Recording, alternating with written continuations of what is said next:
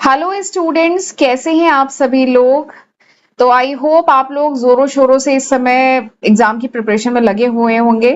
ठीक है, तो आज के इस वीडियो में हम डिस्कस करने वाले हैं PYQ प्रीवियस ईयर के जो क्वेश्चंस आए हुए हैं वो आज के वीडियो में हम डिस्कस करेंगे। एक स्टूडेंट ने मुझे क्वेश्चन पेपर भेजा है, ठीक है, तो वो एक स्कैन्ड क्वेश्चन पेपर है। तो इसीलिए ये जो क्वेश्चन होंगे थोड़े से मतलब कह लीजिए बहुत अच्छी इनकी विजिबिलिटी नहीं है। ठीक है, क्योंकि वो जो क्वेश्चन पेपर है स्कैन हुए हैं, PDF के फॉर्म में कन्वर्ट हुए हैं, तब मेरे पास आए हुए हैं। ठीक है, बट मैं क्वेश्चन आपके लिए पूरा रीड करूंगी। तो ये क्वेश्चन जो है प्रीवियस ईयर के क्वेश्चन पेपर में आए हुए क्वेश्चंस हैं जो आज के वीडियो में हम डिस्कस करेंगे। इवन आने वाले कुछ वीडियोस में हम पूरे PYQ लगाना है, यही हमारा टारगेट है। ठीक है, तो चलिए स्टार्ट करते हैं पहले क्वेश्चन से। और न्यूमेरिकल वगैरह भी काफी आए हुए हैं तो वो सब हम डिस्कस करेंगे। ठीक है, तो चलिए क्वेश्चन नंबर 1 से स्टार्ट करते हैं। पहला क्वेश्चन है depreciation arises because of. Depreciation arise करता है क्यों? ठीक है, बिकॉज ऑफ। तो चार ऑप्शन दिए गए हैं, fall in the market value of asset, fall in the value of money, physical wear and tear of the asset, none of the above. ठीक है, तो ये चार ऑप्शन दिए गए हैं। आपसे पूछा गया है कि डेप्रिसिएशन क्यों अराइज करता है। ठीक, अगर आपने मेरे YouTube पे वीडियोस देखे होंगे तो मेरा जो ऑब्जेक्टिव जो पर्पस है, कह लीजिए PYQ कराऊं चाहे मैं MCQ कराऊं, ठीक है, मेरा पर्पस इस क्वेश्चन का सॉल्यूशन बताना नहीं है। मेरा पर्पस है कि इस क्वेश्चन का जो पूरा बेसिक कॉन्सेप्ट है वो समझाना, ताकि इससे रिलेटेड, देखिए यही क्वेश्चन, ये तो PYQ में आ गया तो ये क्वेश्चन अब दोबारा नहीं आएगा। ठीक है, लेकिन इससे रिलेटेड अगर कोई क्वेश्चन आए तो वो आप कर सकें। तो इस क्वेश्चन के थ्रू मैं डेप्रिसिएशन के बारे में आपको जितनी जानकारी है वो मैं देने की कोशिश करूंगी। ऐसे ही हर क्वेश्चन में हम यही पैटर्न फॉलो करेंगे। ठीक है, तो मेरा पर्पस ये होता है। आंसर तो आपको, जिस बच्चे ने मुझे, थैंक यू उस स्टूडेंट को जिसने, इवन मुझे बहुत सारे उसने PYQ भेजे हैं, तो मैं एक एक करके सब सॉल्व कराऊंगी। तो वो जो PYQ की शीट थी उसमें सॉल्यूशन आंसर की भी तो आ जाती है, तो वेबसाइट पे आंसर की भी थी, तो आप तो वो भी देख सकते हैं। ठीक है, बट मेरा पर्पस कराने का है कि इसके बारे में पूरी डिटेलिंग में कराऊं। राइट, तो चलिए शुरू करते हैं। तो सबसे पहले डेप्रिसिएशन क्यों अराइज करता है, तो ये जानने से पहले सबसे पहले हमें थोड़ा सा आइडिया होना चाहिए कि व्हाट इज डेप्रिसिएशन। डेप्रिसिएशन होता क्या है? तो डेप्रिसिएशन में बात करूं, बेसिक फाइनेंशियल अकाउंटिंग का एक बहुत इंपॉर्टेंट टॉपिक है जो मैंने वीडियो लेक्चर वगैरह में प्रोवाइड किया हुआ है, नोट्स भी प्रोवाइड किए हैं। तो आप एक तो सबसे पहले वो डेप्रिसिएशन का जो वीडियो है वो देख लीजिएगा, समझ लीजिएगा, नोट्स पढ़ लीजिएगा। ठीक, उसके अलावा मैं आपको बताती हूँ कि डेप्रिसिएशन क्या होता है। देखिए, डेप्रिसिएशन एक प्रोसेस है जिसमें क्या किया जाता है, सिस्टमैटिकली रिड्यूस की जाती है book value of tangible asset. जो टेंजिबल एसेट्स हैं जैसे मशीनरी हुई, ठीक है, आपकी व्हीकल वगैरह जो है, जो भी टेंजिबल एसेट्स हैं उनकी जो भी बुक वैल्यू है, इनको सिस्टमैटिकली रिड्यूस करने का जो प्रोसेस है, और सिस्टमैटिकली रिड्यूस किया जाता है over the useful life of the asset. ठीक है, जो भी यूजफुल लाइफ है एसेट की, जैसे कोई मशीनरी है उसकी 10 साल की यूजफुल लाइफ है, ठीक है, तो उसकी बुक वैल्यू, जो भी उस मशीनरी है उसकी जो बुक वैल्यू है, इसको सिस्टमैटिकली एलोकेट किया जाता है, रिड्यूस, सिस्टमैटिकली क्या किया जाता है, रिड्यूस किया जाता है बुक वैल्यू को over the useful life of this asset. ठीक है, ऑफ दिस टेंजिबल एसेट। तो दिस इज डेप्रिसिएशन। डेप्रिसिएशन में क्या होता है, there is a gradual decrease in value. ये जो एसेट है, जो भी टेंजिबल एसेट है जैसे मशीनरी वगैरह है, इसकी जो वैल्यू है वो ग्रेजुअली क्या होती है, घटती जाती है। There is a gradual decrease in value of this asset. और ये फॉल क्यों होता है, because of wear and tear. ठीक है, मशीनरी कॉन्टिन्यूअस चल रही है, आपकी गाड़ी कॉन्टिन्यूअस चल रही है तो डेप्रिसिएशन होता है ना। तो because of wear and tear, because of usage, आप उसे कॉन्टिन्यूअसली यूज कर रहे हैं इसलिए डेप्रिसिएशन होता है। बिकॉज ऑफ ऑब्सोलेंस, ऑब्सोलेंस मतलब क्या होता है, आउटडेटेड हो जाना, शायद वो टेक्नोलॉजी आउटडेटेड हो गई तो इसलिए भी डेप्रिसिएशन होता है। तो डेप्रिसिएशन के ये कुछ कारण। ठीक, तो मेरे ख्याल से आंसर आपको मिल गया है। डेप्रिसिएशन क्यों अराइज करता है, because of physical wear and tear of the asset. जो एसेट है उनका फिजिकल वियर एंड टीयर होता है यूज करते करते, तो इसकी वजह से डेप्रिसिएशन होता है। ठीक, अब एक बात आपने सोची है, what is the usefulness of this concept. ये जो डेप्रिसिएशन का जो कॉन्सेप्ट है इसकी यूजफुलनेस क्या है, मतलब हम क्यों पढ़ते हैं, या ऑर्गेनाइजेशन में, ऑर्गेनाइजेशन जो होती है अपने एसेट्स पे डेप्रिसिएशन लगाती है, फिर कैलकुलेशन वगैरह जो अपने फाइनेंशियल स्टेटमेंट है डेप्रिसिएशन का कॉन्सेप्ट यूज करती है। ऐसा क्यों करती है, ऐसा क्यों करती है बताइए। तो दरअसल ये जो डेप्रिसिएशन का जो कॉन्सेप्ट है ये बहुत ही हेल्पफुल है फॉर फाइनेंशियल प्लानिंग। ऑर्गेनाइजेशन जो आगे चल के फाइनेंशियल प्लानिंग ऑर्गेनाइजेशन को करनी होती है, उस पर्पज से डेप्रिसिएशन बहुत इंपॉर्टेंट है। और इसके अलावा टैक्स डिडक्शन पर्पज से भी डेप्रिसिएशन बहुत इंपॉर्टेंट है। और एक और पर्पज, इसका 3 इंपॉर्टेंट पर्पज है। एक बार मैं स्क्रीन क्लियर करती हूँ। What is the usefulness of this concept depreciation? इसकी यूजफुलनेस क्या है? तो सबसे पहला जो इंपॉर्टेंट यूज है, क्यों ये कॉन्सेप्ट आया डेप्रिसिएशन का, सबसे पहला जो इसका पर्पज है दैट इज फाइनेंशियल प्लानिंग। आगे की फाइनेंशियल प्लानिंग करने में डेप्रिसिएशन का कॉन्सेप्ट इंपॉर्टेंट है, जानना जरूरी है। एसेट्स पे डेप्रिसिएशन कितना लग रहा है, ये सब जानना जरूरी है। दूसरा क्या है? टैक्स डिडक्शन के पर्पज से। दूसरा है टैक्स डिडक्शन के पर्पज से डेप्रिसिएशन जानना जरूरी है, क्योंकि टैक्स डिडक्शन से ही हम, मतलब ऑर्गेनाइजेशन जो है वो जान पाएगी true cost of operating with the asset, यानी जो एसेट्स हैं उनके साथ जब उनका ऑपरेशन परफॉर्म होता है, एसेट्स या मशीनरी को यूज किया जाता है, तो एक्चुअली में कितनी लागत पड़ रही है, ट्रू कॉस्ट कितनी इनकर हो रही है, वो एक्चुअली में सही फिगर कैलकुलेट हो पाता है अगर आप डेप्रिसिएशन अप्लाई करते हैं। ठीक है, तो इसलिए डेप्रिसिएशन की बहुत इंपॉर्टेंस है। टैक्स डिडक्शन, ठीक है, टैक्स डिडक्शन के पर्पज से, फाइनेंशियल प्लानिंग से, और ट्रू कॉस्ट पता चल पाती है ऑफ ऑपरेटिंग विद एसेट। आप उस एसेट को यूज कर रहे हैं, मशीनरी को यूज कर रहे हैं, तो आपको असली कॉस्ट कितनी पड़ रही है ये आप तभी पता कर पाएंगे when you apply this concept depreciation. ठीक है, तो दिस इज द यूजफुलनेस या इंपॉर्टेंस ऑफ डेप्रिसिएशन। और यहाँ पे तो आंसर आपको पता ही चल गया, option C is the correct answer. अगला क्वेश्चन देखते हैं। अगला क्वेश्चन क्या है कि a promissory note does not require. एक जो प्रोमिसरी नोट होता है, इट डज नॉट रिक्वायर, इसमें इस चीज की जरूरत नहीं होती है। किसकी? नोटिंग की, एक्सेप्टेंस की, डिस्काउंटिंग की, या नन ऑफ द अबव। किसकी जरूरत नहीं होती है? ठीक है, तो ये आपको बताना है। तो अगेन सबसे पहले मैं आपको ये बताऊंगी what is promissory note. Promissory note क्या होता है? अगर जिस बच्चे को पता है प्रोमिसरी नोट क्या होता है तो वो क्वेश्चन कर लेगा। उसके साथ ही उसको ये भी पता होना चाहिए कि प्रोमिसरी नोट जो होता है इसमें किन किन चीजें, कौन कौन सी चीजें रिक्वायर्ड है। प्रोमिसरी नोट में ये चीजें होनी चाहिए, ठीक है, और नॉट रिक्वायर्ड, यानी प्रोमिसरी नोट में ये चीजें नहीं रिक्वायर्ड है, तो इसकी भी नॉलेज होनी चाहिए। ठीक है, तो मैं सब बताऊंगी। यहाँ पे तो केवल एक ही पूछा है ना, मैं सारे बताऊंगी कि कौन कौन सा रिक्वायर्ड है, कौन कौन सा नहीं रिक्वायर्ड है, सब बताएंगे। ठीक है, सबसे पहले तो प्रोमिसरी नोट मैं आपको बता देती हूँ। तो देखिए नाम क्या है, प्रोमिसरी नोट, यानी ये प्रॉमिस वर्ड से बना है ना, यानी कोई प्रॉमिस कर रहा है। ठीक है, यानी कोई प्रॉमिस कर रहा है। तो प्रोमिसरी नोट एक लीगल इंस्ट्रूमेंट है जिसमें जो एक पार्टी होती है, ठीक है, वो प्रॉमिस करती है राइटिंग में कि वो पे करेगी एक सर्टेन सम, एक अमाउंट होगा, ठीक है, एक सर्टेन सम ऑफ मनी पे करेगी दूसरी पार्टी को। ठीक है, और इसमें कुछ टर्म एंड कंडीशन भी लगी होगी, और ये सारी चीजें उस रिटन डॉक्यूमेंट में लिखा होगा, तो इसी को कहा जाता है प्रोमिसरी नोट। ठीक है, नाम क्या है? प्रोमिसरी, मतलब कुछ प्रॉमिस हो रहा है, तो ये प्रॉमिस कर रहे हैं कि ये पे करेंगे, ये राइटिंग में प्रॉमिस कर रहे हैं, ठीक है, कि वो पे करेंगे मिस्टर बी को, मिस्टर ए प्रॉमिस कर रहे हैं मिस्टर बी को, राइटिंग में प्रॉमिस कर रहे हैं, लिखित में, इस नोट के तहत लिखित में प्रॉमिस कर रहे हैं कि वो एक सर्टेन सम ऑफ मनी जो है वो देंगे, और कुछ टर्म एंड कंडीशन होगी इसमें। तो इस टाइप का जो legal document, this is a legal instrument. एक और चीज है, ये जो प्रोमिसरी नोट हुआ है ये एक लीगल इंस्ट्रूमेंट है।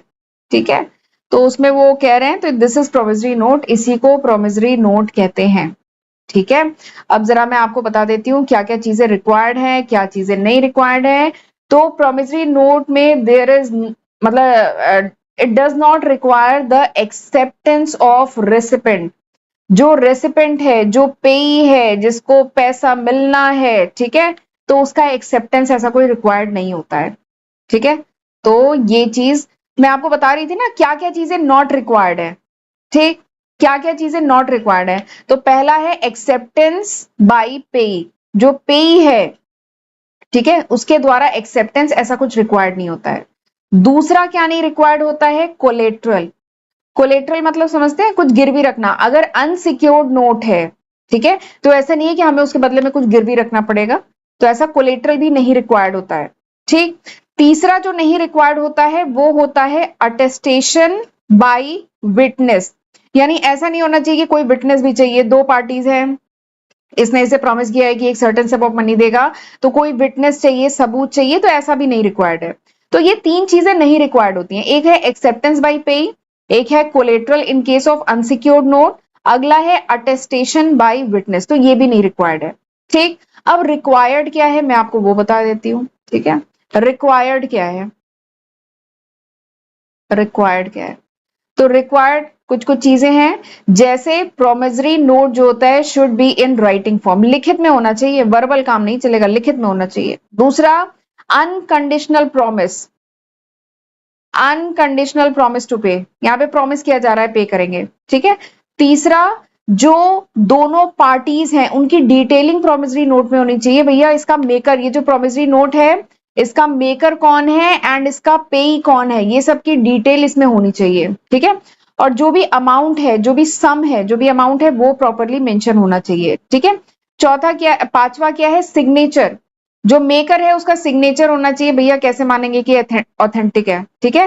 एंड अगला क्या है, प्रॉपर स्टैंपिंग होनी चाहिए, ठीक। तो ये 6 चीजें रिक्वायर्ड है प्रोमिसरी नोट में, ठीक है। और 3 चीजें नहीं रिक्वायर्ड है, acceptance, collateral in case of unsecured note, और कोई अटेस्ट करवाना है विटनेस से, ये नहीं रिक्वायर्ड है, बट ये चीजें रिक्वायर्ड है, ठीक है। तो अब मैंने काफी कुछ बता दिया, तो आप मेरे ख्याल से समझ गए होंगे, यहाँ पे option C is the correct answer, कि प्रोमिसरी नोट में क्या नहीं रिक्वायर्ड है, एक्सेप्टेंस नहीं रिक्वायर्ड है, कि एक्सेप्टेंस बाय पे, कि पे उसे एक्सेप्ट करे तभी माना जाएगा, ऐसा कुछ नहीं है, ठीक है।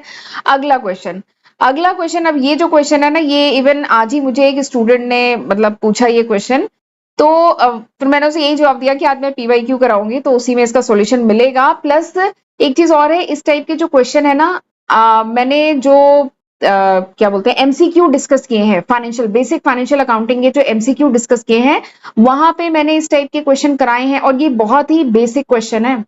आप जहां पे पढ़ते हैं ना टाइप्स ऑफ अकाउंट, आप जहां पे पढ़ते हैं गोल्डन रूल ऑफ अकाउंट, वहीं से क्वेश्चन निकला हुआ है, एकदम बेसिक क्वेश्चन है, ठीक। तो चलिए अभी मैं डिस्कस करती हूँ।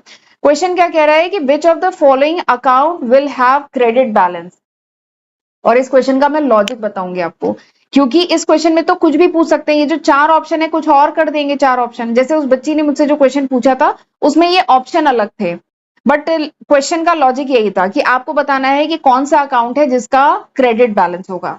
ऐसे ही पूछा जा सकता है कि कौन सा अकाउंट होता है जिसका डेबिट बैलेंस होता है, ठीक है, और ऑप्शन कुछ भी दे सकते हैं। तो बेसिकली हमें इस क्वेश्चन का लॉजिक समझने की जरूरत है कि कब अकाउंट का डेबिट बैलेंस होता है, कब अकाउंट का क्रेडिट बैलेंस होता है, ठीक। अब एक चीज और है, जो मेरा वीडियो है बेसिक फाइनेंशियल अकाउंटिंग का, उसमें जब मैंने लेजर पढ़ाया है तो मैंने बताया है वहां पे कि डेबिट बैलेंस और क्रेडिट बैलेंस का मतलब क्या होता है, ठीक है। क्रेडिट बैलेंस मतलब क्या होता है, ये देखिए आपका लेजर अकाउंट है, ठीक है, this is debit side, this is credit side, ठीक, पर्टिकुलर अमाउंट लेजर बन गया ये आपका, ठीक है। क्रेडिट बैलेंस मतलब क्या होता है, क्रेडिट बैलेंस होता है मतलब when credit side is more as compare to debit side, ठीक। क्रेडिट बैलेंस मतलब क्या होता है, जब क्रेडिट साइड का जो सम आ रहा है वो ज्यादा हो डेबिट साइड से तो हम कहते हैं क्रेडिट बैलेंस। जब डेबिट साइड का सम ज्यादा हो, जब डेबिट साइड का सम ज्यादा हो क्रेडिट साइड से तो हम कहते हैं डेबिट बैलेंस है, ठीक है।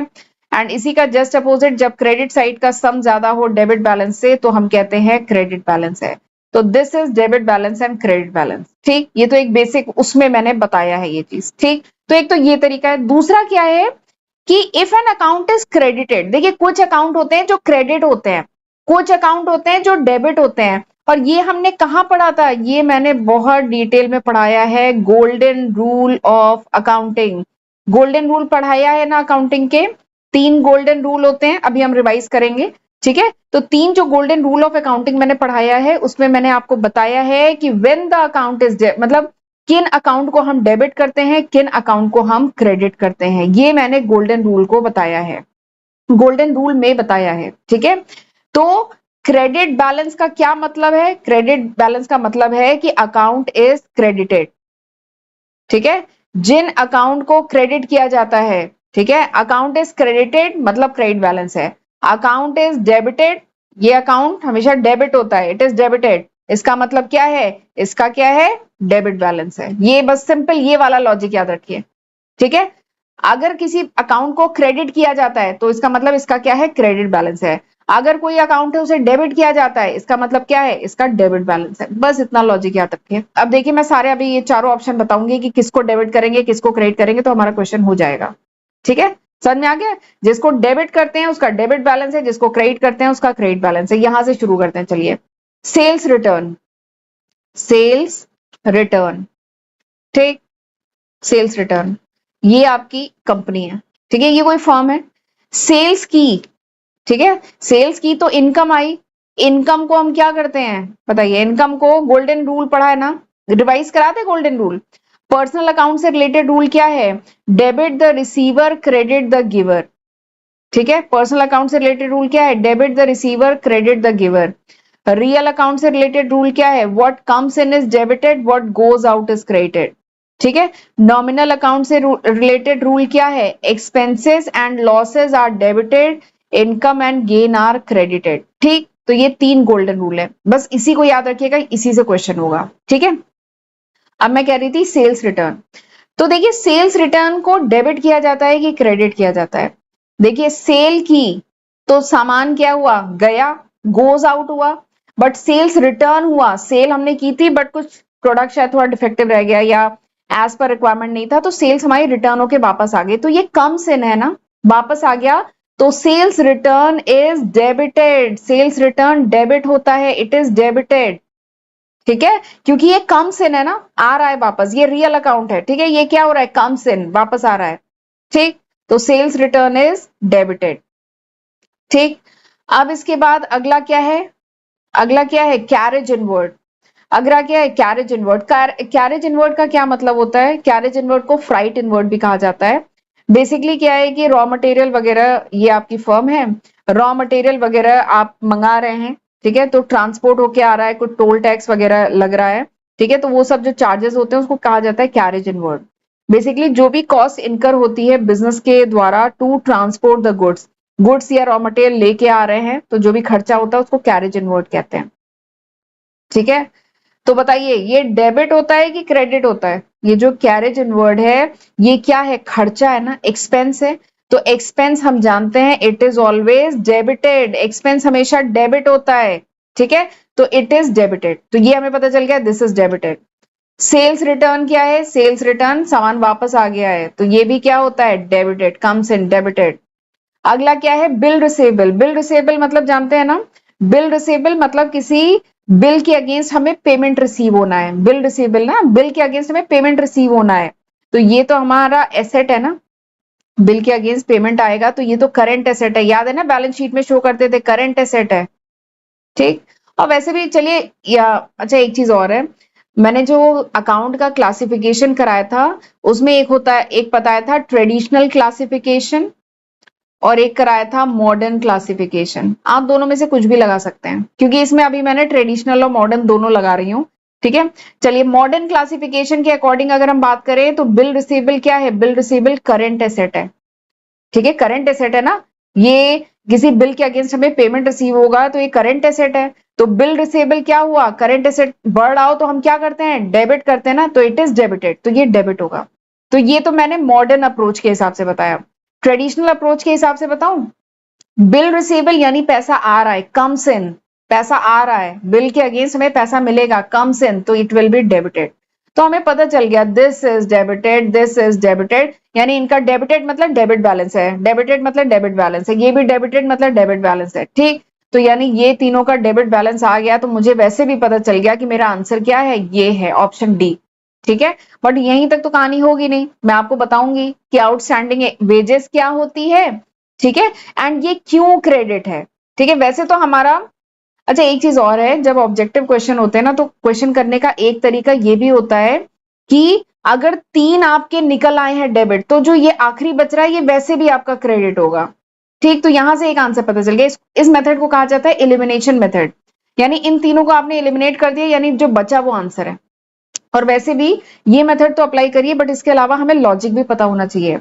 जो आउटस्टैंडिंग वेजेस है ये बेसिकली क्या होता है, तो आउटस्टैंडिंग वेजेस मतलब वो वेजेस जो जिसके अगेंस्ट एम्प्लॉय ने काम तो कर लिया है लेकिन अभी ऑर्गेनाइजेशन ने उनका पेमेंट नहीं किया है, ठीक है, यानी payment is yet to be paid, payment अभी करना है, ठीक है। आउटस्टैंडिंग वेजेस है ऑर्गेनाइजेशन के लिए क्या है, लाइबिलिटी है, ऑर्गेनाइजेशन ने अभी पेमेंट नहीं किया है, एंड इसके अगेंस्ट जो है वर्कर ने काम कर दिया है बट अभी पेमेंट नहीं किया है, तो ऑर्गेनाइजेशन के लिए क्या है, इट इज अ लाइबिलिटी, ये लाइबिलिटी है, ये करंट लाइबिलिटी है।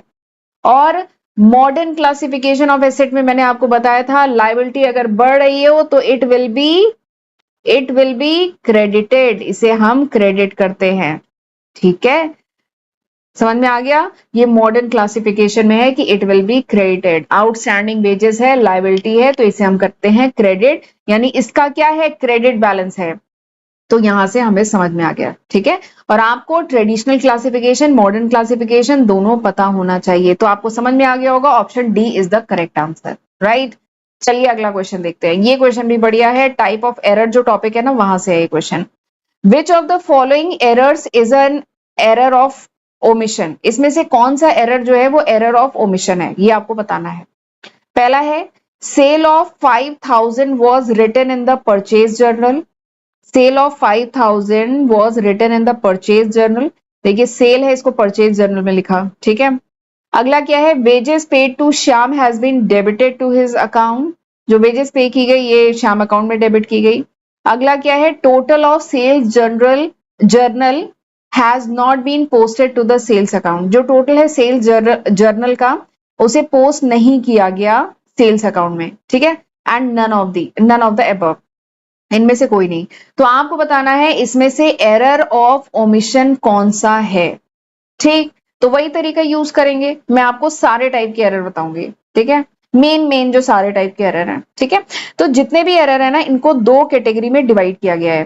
पहले टाइप के वो एरर होते हैं विच इफेक्ट्स द ट्रायल बैलेंस। पहले टाइप के एरर वो होते हैं जो इफेक्ट करते हैं, इन एरर को दो कैटेगरी में डिवाइड किया गया है, ठीक है। पहले टाइप के वो एरर होते हैं जो इफेक्ट करते हैं ट्रायल बैलेंस को, दूसरे टाइप के वो एरर होते हैं जो नहीं, don't effect the trial balance, जो ट्रायल बैलेंस को इफेक्ट नहीं करते हैं, ये दूसरे टाइप के एरर होते हैं, ठीक है। तो अब चलिए मैं आपको जो चार मेन टाइप के जो एरर है ना वो मैं आपको बताती हूँ।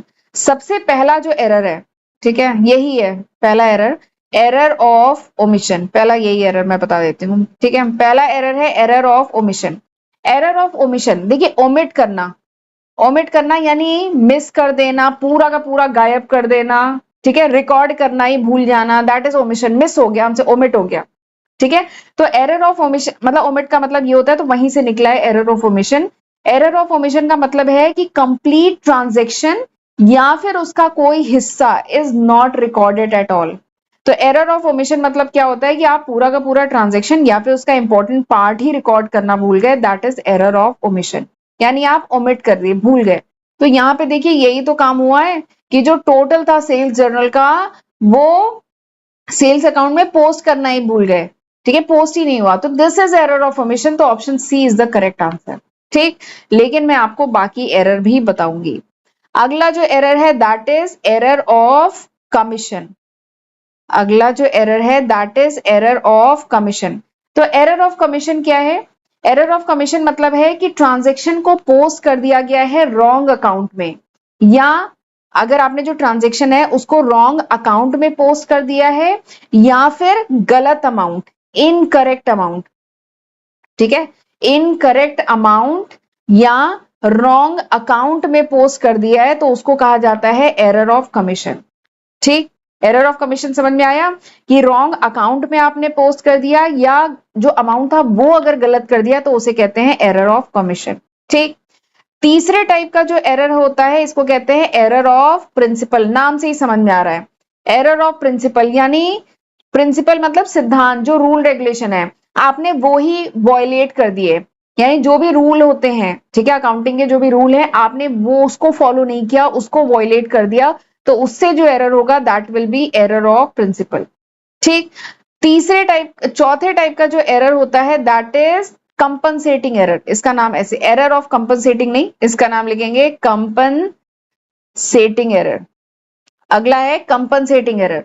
कंपनसेटिंग एरर क्या होता है? कंपनसेटिंग देखिए नाम से ही समझ में आ रहा है, कंपनसेट हो जाए, यानी जो इफेक्ट है एक एरर का this will be offset by the effect of other error. यानी एक गलती हुई लेकिन उस गलती जितनी इसमें माइनस फिगर आया उतना उसमें प्लस फिगर आया, दोनों कंपनसेट होके जीरो हो गए, ठीक है। तो मतलब जो इफेक्ट हुआ एक एरर का वो ऑफसेट हो गया दूसरे एरर से, ठीक है। तो आपका ट्रायल बैलेंस वैसे का वैसा बैलेंस बना ही हुआ है। तो इस टाइप का जो एरर होता है उसको कंपनसेटिंग एरर कहते हैं, ठीक है। तो एरर ये मेन चार टाइप के होते हैं, और यहाँ पे जो एरर ऑफ ओमिशन की बात कर रहे हैं तो option C is the correct answer. यहाँ पे हुआ है एरर ऑफ ओमिशन, यानी सेल्स जर्नल का जो टोटल था वो आप सेल्स अकाउंट में पोस्ट करना ही भूल गए पूरे का पूरा, ठीक है। तो option C is the correct answer, ठीक है। अगला क्या है, prepaid salary has a, prepaid salary जो होती है वो क्या होती है, इसका डेबिट बैलेंस होता है, क्रेडिट बैलेंस होता है, निगेटिव बैलेंस होता है, क्या होता है? ये भी एक आसान क्वेश्चन है। ठीक, तो इसके लिए आपको प्रीपेड सैलरी पता होनी चाहिए कि व्हाट इज प्रीपेड सैलरी। और ये वही क्वेश्चन है जो अभी पिछले जो हमने क्वेश्चंस किए थे ना, उसी के टाइप का क्वेश्चन है। तो प्रीपेड, देखिए पता है एग्जाम में हर टाइप के क्वेश्चन आएंगे आपके। न्यूमेरिकल थोड़ा पार्ट आसान भी दिए जाते हैं, इजी क्वेश्चन भी होते हैं, मॉडरेट लेवल के भी क्वेश्चन होते हैं, टफ क्वेश्चन भी होते हैं, हर टाइप के क्वेश्चन होते हैं एग्जाम में। ठीक है, तो आपको जैसे ये मैं इजी की कैटेगरी में करूंगी, ये तो बहुत इजी है, लेकिन अभी आप देखिएगा शायद इस वीडियो नहीं, नेक्स्ट वीडियो में उसे इंक्लूड करूंगी। अभी न्यूमेरिकल भी हम बहुत सारे करेंगे, और वो न्यूमेरिकल मतलब वो मॉडरेट लेवल के इजी न्यूमेरिकल हैं, तो मतलब उस टाइप के भी रहेंगे, लेकिन ये हम कहेंगे इजी की कैटेगरी में, इस टाइप का क्वेश्चन इजी है। अभी आगे हम न्यूमेरिकल डिस्कस करेंगे, वो मॉडरेट लेवल का है। ठीक, कुछ टफ क्वेश्चन भी आते हैं। ठीक है, तो आगे चल हम क्वेश्चन करते जाएंगे, तो शायद आगे चल के कोई टफ क्वेश्चन भी मिले। तो हर लेवल के क्वेश्चन होते हैं। ठीक, तो चलिए प्रीपेड सैलरी का मैं बता देती हूँ। तो प्रीपेड सैलरी होती क्या है, यानी वो salary which is paid in advance. Prepaid salary क्या है, प्रीपेड सैलरी वो सैलरी है which is paid in advance, यानी एम्प्लॉय ने अभी उसे अर्न नहीं किया है। ठीक है, ऑर्गेनाइजेशन ने उसको एडवांस में दे दिया है, that is called prepaid salary.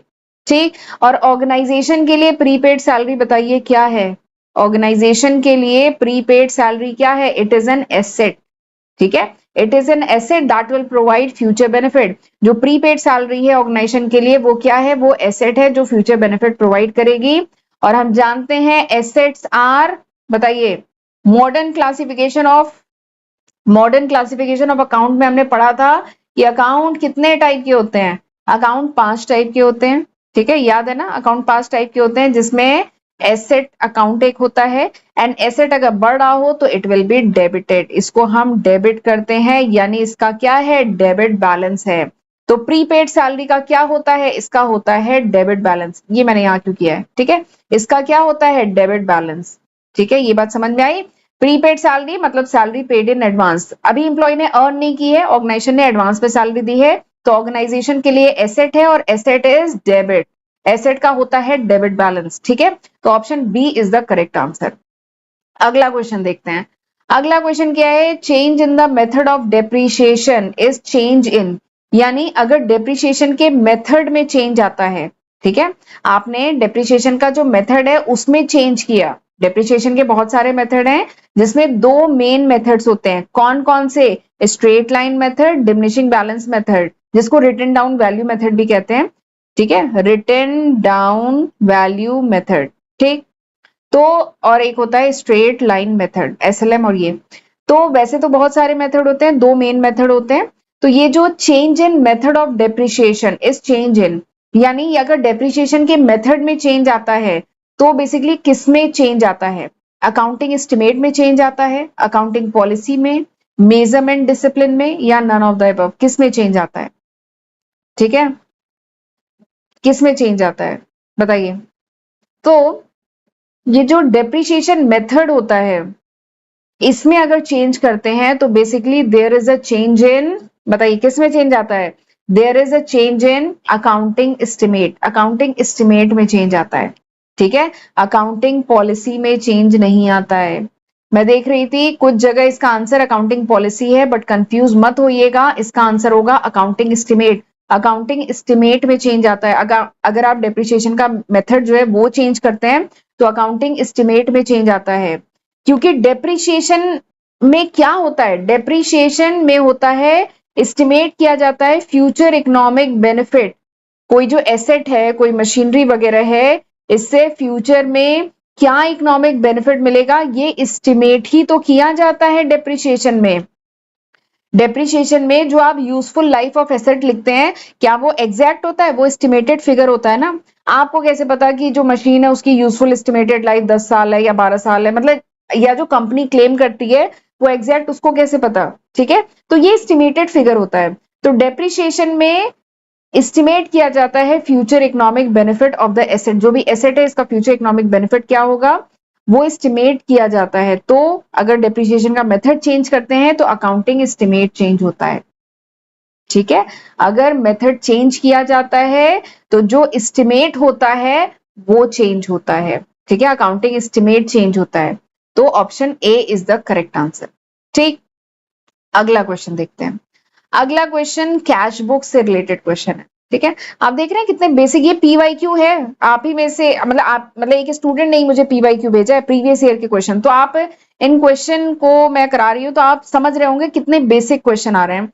ये मैं बताऊं, अभी तक जितना मुझे मिला है ये सारा क्लास 11th का कंटेंट था। मे बी अभी तो हमें बहुत क्वेश्चन करने हैं, ठीक है। अभी तो स्टार्टिंग के 10 क्वेश्चन कर रहे हैं, तो ये क्लास 11th के सारे क्वेश्चन है। और ये क्लास 11th के यूनिट 1, बस डेप्रिसिएशन का टॉपिक छोड़ दीजिए, बाकी यूनिट 1, यूनिट 2, यूनिट 3 से सारे क्वेश्चन है।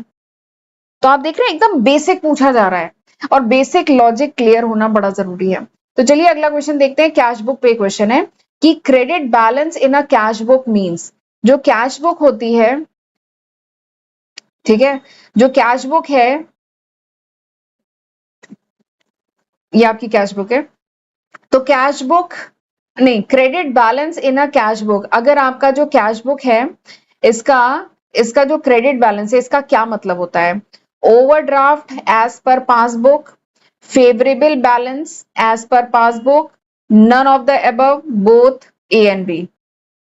क्या होता है क्रेडिट बैलेंस अगर कैश बुक में है? कैश बुक जो है उसमें अगर क्रेडिट बैलेंस है तो इसका क्या मतलब होता है? तो अगर कैश बुक में जो बैंक का कॉलम है, ठीक है, कैश बुक में अगर जो बैंक का कॉलम है उसमें अगर क्रेडिट बैलेंस होता है, क्रेडिट बैलेंस का क्या मतलब है? क्रेडिट बैलेंस का मतलब है कि क्रेडिट साइड ज्यादा है, डेबिट साइड कम है। तो अगर जो कैश बुक है उसका जो बैंक का कॉलम है उसमें क्रेडिट बैलेंस है, तो ये क्या इंडिकेट करता है? ये इंडिकेट करता है, ये क्या इंडिकेट करता है? ये इंडिकेट करता है बैंक ओवरड्राफ्ट।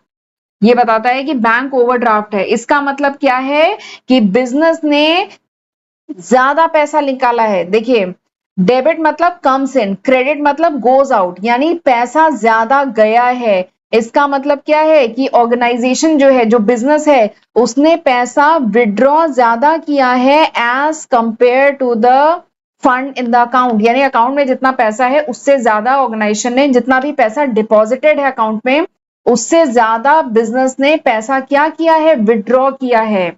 और ये कब होता है? इसी को तो बैंक ओवरड्राफ्ट कहते हैं।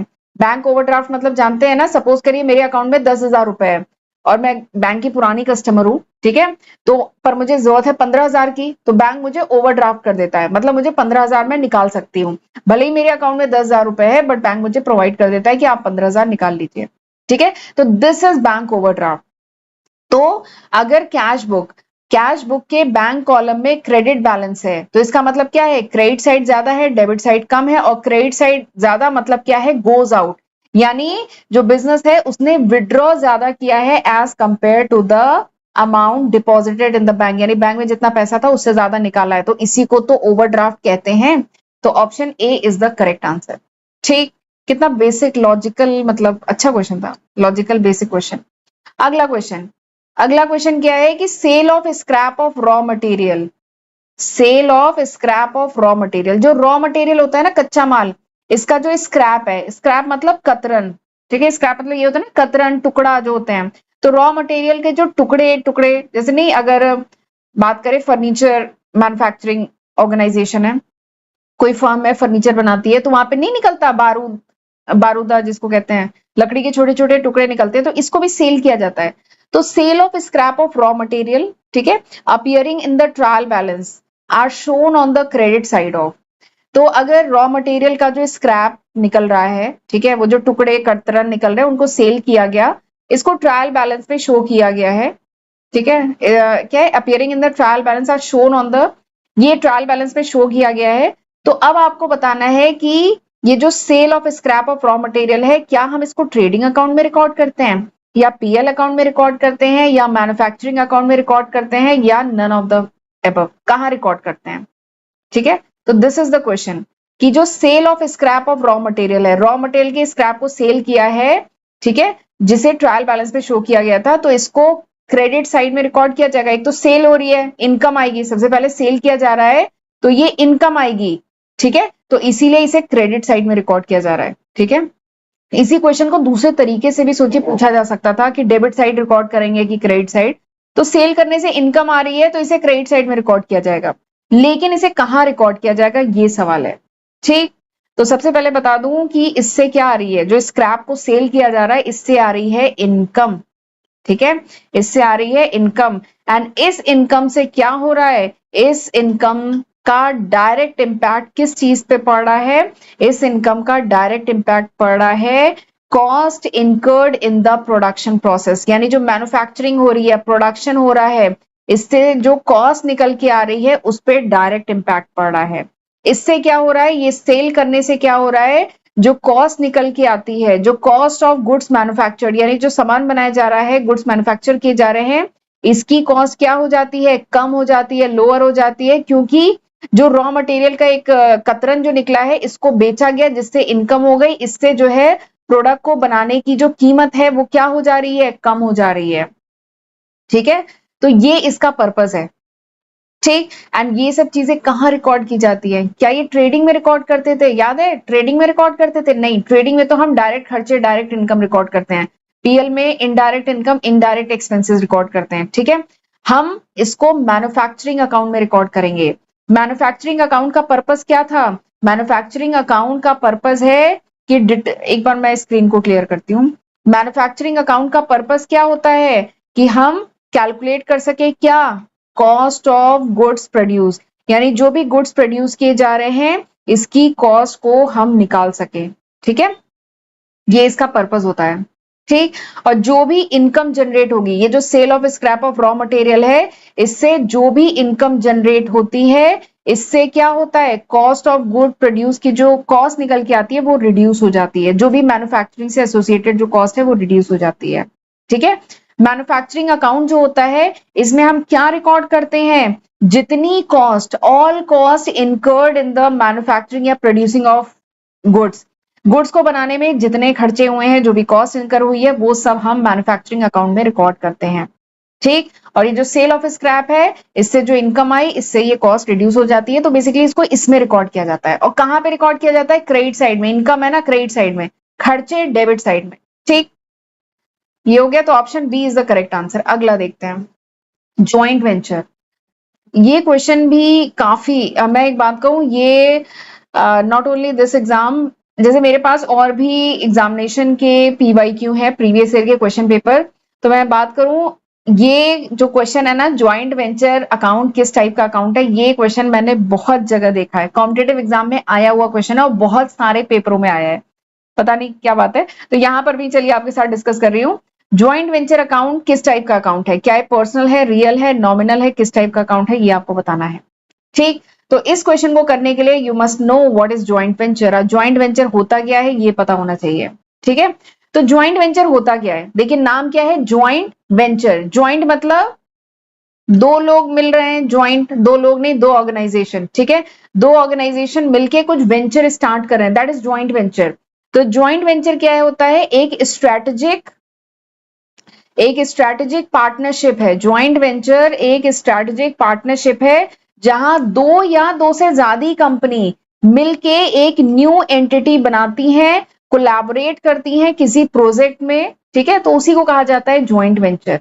ठीक, ज्वाइंट वेंचर बीकॉम में आप एक सेपरेट मतलब जब आप एडवांस फाइनेंशियल अकाउंटिंग पढ़ते हैं तो ज्वाइंट वेंचर एक सेपरेट यूनिट है, डिटेल में पढ़ते हैं, बहुत इंपॉर्टेंट चैप्टर है, इस पे बहुत क्वेश्चन आते हैं। ठीक है, तो ज्वाइंट वेंचर तो समझ में आ गया, ज्वाइंट वेंचर मतलब स्ट्रेटेजिक पार्टनरशिप, दो या दो से ज्यादा कंपनी मिलके वेंचर स्टार्ट करती है, एक न्यू एंटिटी बनाती है, कोलैबोरेट करती है किसी प्रोजेक्ट पे, तो उसको ज्वाइंट वेंचर कहते हैं। अब ये जो ज्वाइंट वेंचर अकाउंट है ये पूछा गया है किस टाइप का अकाउंट है।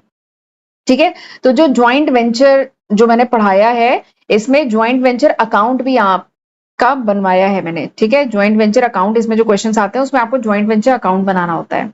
ठीक है, तो ज्वाइंट वेंचर अकाउंट बनाने का पर्पस क्या है, ज्वाइंट वेंचर अकाउंट में इट रिकॉर्ड्स अकाउंट, मतलब इसमें रिकॉर्ड किए जाते हैं जितने भी खर्चे वगैरह हैं वो सब रिकॉर्ड किए जाते हैं, जो इनकम होती है, जो भी रेवेन्यू कह लीजिए, जो भी एक्सपेंसेस होते हैं वो सब रिकॉर्ड किए जाते हैं, जो भी रेवेन्यूज होते हैं वो सब रिकॉर्ड किए जाते हैं, ताकि जो भी ऑर्गेनाइजेशन का फाइनल प्रॉफिट, ऑर्गेनाइजेशन मतलब नया जो एंटिटी फॉर्म हुई है इसका फाइनल प्रॉफिट या लॉस क्या है ये निकल के आता है ज्वाइंट वेंचर से। ठीक है, तो this is the purpose of this joint venture account. Joint venture account से बेसिकली जो परफॉर्मेंस है, फाइनेंशियल परफॉर्मेंस, ये जो टेम्परेरी पार्टनरशिप हुई है, दो फर्म ने मिलके ज्वाइंट वेंचर किया है, स्ट्रेटेजिक पार्टनरशिप की है, तो इनकी फाइनेंशियल परफॉर्मेंस कैसी है, कैसा परफॉर्म कर रहे हैं, तो उसके लिए ये ज्वाइंट वेंचर अकाउंट बनाया जाता है। इसमें खर्चे रिकॉर्ड किए जाते हैं, रेवेन्यू रिकॉर्ड किया जाता है, और इस ज्वाइंट वेंचर में क्या प्रॉफिट लॉस हो रहा है ये निकाला जाता है। ठीक, तो आप जानते हैं फिर ये सब कहां पे रिकॉर्ड होता है। क्या ज्वाइंट वेंचर पर्सनल अकाउंट है? क्या यहाँ पे किसी पर्सन का अकाउंट होता है? नहीं। क्या ये रियल अकाउंट है? क्या ये कोई मशीनरी, बिल्डिंग, इन सब का अकाउंट है? नहीं। क्या ये नॉमिनल अकाउंट है? तो हाँ, ये नॉमिनल अकाउंट है। Nominal account is related with expenses, income, profit, loss से रिलेटेड अकाउंट होता है ना नॉमिनल अकाउंट, तो it is a nominal account. ठीक, तो option C is the correct answer. ठीक है, समझ में आ गया। चलिए आगे बढ़ते हैं, अगला क्वेश्चन, और ये क्वेश्चन तो इजीएस्ट आज के लेक्चर का, ये question, this one is the easiest one, सबसे आसान क्वेश्चन है। बट आते हैं ऐसे क्वेश्चन, मतलब एक दो क्वेश्चन आपको ऐसे मिलेंगे, बस करो आगे बढ़ो, तो ये वही वाला है, करो इसको आगे बढ़ो। ये क्या है, when money is withdrawn from bank, अगर पैसा विड्रॉ करते हैं बैंक से, तो bank dash the account of the customer. Bank क्या करता है, bank dash the account of customer, bank debit करता है ना। हम अगर पैसा निकाल लेते हैं अकाउंट से तो क्या होता है, बैंक डेबिट करता है। पैसा जब आता है, जब सैलरी आती है, तो हमारा अकाउंट क्या हो जाता है, क्रेडिट हो जाता है। ये तो आता है, कितना इजी क्वेश्चन है ना। जब पैसा हमारे अकाउंट में आता है, हमारा आता है ना मोबाइल पे क्रेडिट बैलेंस, क्रेडिट हो गया इतना पैसा, सैलरी आ गई, और जब पैसा निकालते हैं इट इज डेबिटेड, ये डेबिट होता है। ठीक है, तो when money is withdrawn from bank, the bank debits the account of customer, तो option B is the correct answer. ठीक है, कौन सा सही है, option B is the correct answer. चलिए अगले पे बढ़ते हैं। ये क्वेश्चन अच्छा है, ये क्वेश्चन कंफ्यूज करने वाला क्वेश्चन है। ठीक है, तो इसकी लैंग्वेज थोड़ा समझिएगा। अगला क्वेश्चन क्या है कि the cash discount allowed to a debtor should be credited to, जो कैश डिस्काउंट अलाउ किया जाता है डेटर को, डेटर मतलब समझ रहे हैं ना। सपोज करिए हमने किसी से रॉ मटेरियल, हम फर्म है, हमने किसी से रॉ मटेरियल वगैरह खरीदा था, उसका हमने कुछ पेमेंट अभी कर दिया है, कुछ हम शायद 1 महीने बाद पेमेंट करेंगे। ठीक है, नहीं नहीं नहीं, तो वो हमारा क्रेडिटर हो जाएगा। डेटर मतलब जिससे पैसा आना है, डेटर मतलब जिससे पैसा आना है, क्रेडिटर मतलब हम जिसको पेमेंट करेंगे। ठीक है, सपोज करिए ये मिस्टर एक्स थे, कुछ सामान खरीद के लेके गए थे हमारे यहाँ से, ठीक है, उन्होंने कुछ पेमेंट कर दिया था, कुछ बोला था 1 महीने बाद करेंगे, तो वो हो गए हमारे डेटर। ठीक, ये समझ में आ गया। अब सवाल क्या कह रहा है, जो कैश डिस्काउंट अलाउ किया गया है to a debtor should be credited to, वो credit, it should be credited to, यानी उसे कहां क्रेडिट किया जाएगा।